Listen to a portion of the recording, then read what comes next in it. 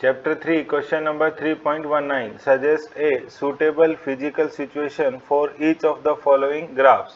सबसे पहला ग्राफ जो है वो हमारे पास xt का ग्राफ दिया गया है।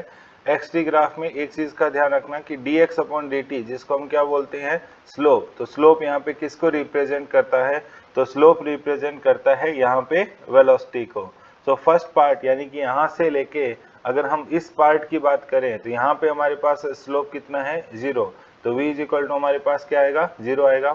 इस पार्ट के अंदर हमारे पास स्लोप कैसा है पॉजिटिव, तो वेलोसिटी कैसी आएगी पॉजिटिव। यहाँ से लेके यहाँ तक हमारे पास क्या आ रहा है वेलोसिटी कैसी है, तो वो हमारे पास है नेगेटिव। एंड इस पॉइंट से लेके इस पॉइंट तक की अगर हम बात करें तो यहाँ पे अगेन स्लोप क्या है 0, तो v भी हमारे पास कितना आएगा 0 आएगा। इसके बाद ये बताना है कि एक फिजिकल सिचुएशन क्या हो सकती है कि कोई फुटबॉल थी, इनिशियली वो क्या है रेस्ट पे है जो इस पीरियड के अंदर शो हो रहा है, देन उसको आके कोई किक करता है तो इसके पास वेलोसिटी आती है positive velocity. Then after that क्या होता है, कोई सामने वॉल है उससे रिबाउंड होगा और रिबाउंड होके ये थोड़ा सा उससे पीछे जाके जो वो रुक जाती है, ये इसके लिए सुटेबल फिजिकल कंडीशन रहेगी। नेक्स्ट ग्राफ जो है हमारे पास वो ये है कि यहाँ पे अगर इस पॉइंट से देखा जाए तो वेलोसिटी हमारे पास क्या है 0, धीरे धीरे वेलोसिटी क्या है हमारे पास डिक्रीज होती जा रही है। और इस ग्राफ का स्लोप अगर देखा जाए तो स्लोप हमारे पास एंगल क्या है कांस्टेंट है, तो स्लोप हमारे पास किसको बताएगा एक्सेलरेशन को, जो कि हमारे पास क्या है कांस्टेंट। और सडनली इस पॉइंट पे आके वेलोसिटी जो है वो माइनस से एकदम जो है वो पॉजिटिव हो जाती है, हल्की सी वैल्यू पहले से जो है वो डिक्रीज हो चुकी है। अगेन इसके लिए भी बात की जाए तो मैग्नीट्यूड जो है वो हर बार डिक्रीज होते जा रहा है।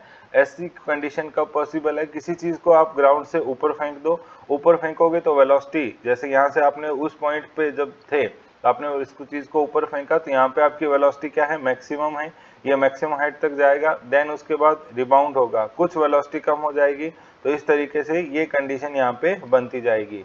तो ये धीरे धीरे करके फाइनली जो है वो वेलोसिटी क्या हो जाती है 0, तो फाइनली जो है वो बॉडी रेस्ट पे आ जाती है।